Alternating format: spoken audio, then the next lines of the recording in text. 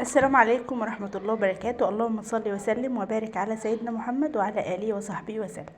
ازيكم حبايب قلبي، عاملين ايه؟ رب تكونوا بخير وبأفضل حال. قبل ما نبدأ بالفيديو بتاعنا كده ما تنسوش كلنا ننزل نصلي على النبي في التعليقات تحت. يلا بينا نشوف الفيديو بتاعنا هنعمل فيه ايه النهارده. هنعمل مع بعض لسان عصفور بالكبد والقوانص.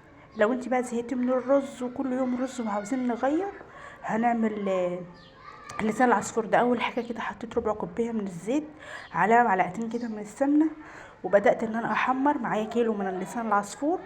رشيت عليه رشه صغيره كده من الملح الابيض بيخليه ياخد كلاته لون واحد، يعني ما يبقاش حبايه وحبايه. هقلبه بقى كده ايدي فيه على طول علشان ايه ما يتحرقش مني، لحد ما اخد معايا اللون الحلو ده وشلته من على النار. لازم لسان العصفور اللي هتطبخيه ده يبقى اللون بتاعه فاتح شويه. جبت بصله كده بقى في طاسه تانية، بصلايه كبيره كده قطعتها كده مكعبات زي ما انتم شايفين، على معلقتين زيت، شويه كده من الزيت يعني. اسفه. وبعد كده بقى ايه قعدت اقلب فيهم لحد ما دبلت معايا بالشكل ده، وكنت مقطعه معايا كبد. هي ما فيهاش قوانص كتير، يعني هي يعتبر كلها كبد، بس كبد فراخ. قطعتها كده زي ما انتم شايفين صغير.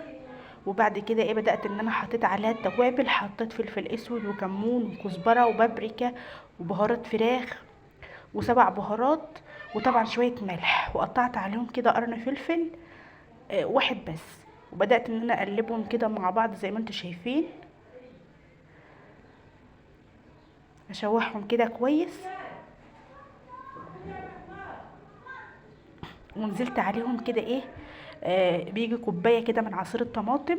الطماطم ده انا كنت فرزاها في الفريزر، حطيتها عليها كده بقى وهغطي عليها واسيبها لحد لما تستوي معايا بالشكل ده. هروح واخداها بقى احطها على اللسان العصفور بعد ما حمرته، وهقلبهم كلهم كويس مع بعض، وهعقدهم بقى بالشوربه. لو ما عندكيش شوربه ممكن تعيد الميه وتحط مكعبين من مرقه الدجاج، لكن انا كان عندي شوربه فعقدتهم كده. يعني حطي العقد بتاعك المظبوط اللي انت عارفاه، وزياده شويه لسان العصفور بيحتاج ميه زياده شويه. وغطيت عليها لحد لما بقى يغلي بالشكل اللي انتوا شايفينه ده على نار عاليه، وايدي فيه بقلبه علشان اللسان العصفور او المكرونه لما بيبقوا، لو انت بتعقديهم كده عاوزين تقليب كل شويه علشان ما بيلزقوا في الارضيه الحله كده.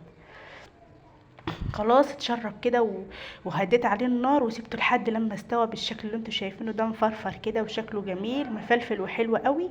اتمنى يكون الفيديو بتاعنا عجبكم. متنسوش بقى لايك وشير واشتراك في القناه. اشوفكم على خير، مع السلامه.